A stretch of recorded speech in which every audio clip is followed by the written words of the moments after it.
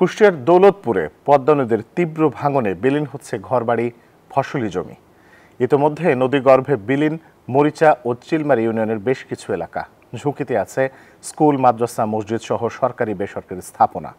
পানি উন্নয়ন বোর্ড বলছে জিও ব্যাগ ও টিউব ফেলে ভাঙন রোধের চেষ্টা চলছে। মাহতাবউদ্দিন লালনের পাঠানো তথ্যচিত্রে ডেস্ক রিপোর্ট। যতদূর চোখ যায় নদী পার জুড়ে শুধু ভাঙনের ক্ষত। কুষ্টিয়ার দৌলতপুরের পদ্মা তীরবর্তী মরিচা ও চিলমারি ইউনিয়নে বসতবাড়ি সহ শত শত বিঘা ফসলি জমি নদীগর্ভে বিলীন। পদ্মা সেতু, মেট্রো রেল এবং এলিভেটেড এক্সপ্রেসওয়ে নির্মাণের গর্বিত অংশীদার বসুন্ধরা সিমেন্ট। ফিলিপনগর, রামকৃষ্ণপুর ইউনিয়ন সহ ভেড়ামারা উপজেলার বেশ কিছু এলাকার মানুষ ভাঙন আতঙ্কে দিন পার করছেন। পদ্মার ভাঙনে ইতিমধ্যে বিলীন হয়েছে বিজিবির সীমান্ত ফাঁড়ি সহ বেশ কিছু স্থাপনা। আমরা ভেঙে গেলে আমরা কোন জায়গায় যাবো? আমাদের বাড়ি ঘরে এর মধ্যে আমরা এই করি আমরা খাই। জমি ছিল 5 বিঘে ভেঙে নামে চলে গেছে। বর্তমান নদীর ধারে ভেঙে চলে যাচ্ছে।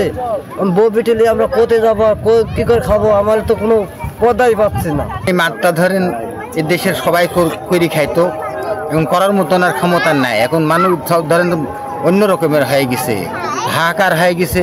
মাঠটা কালকেও দেখনু ধরেন অনেক দূরে, আজকে ভাঙতে ভাঙতে ধরেন বাড়ি বলি চলিয়ে যাচ্ছে।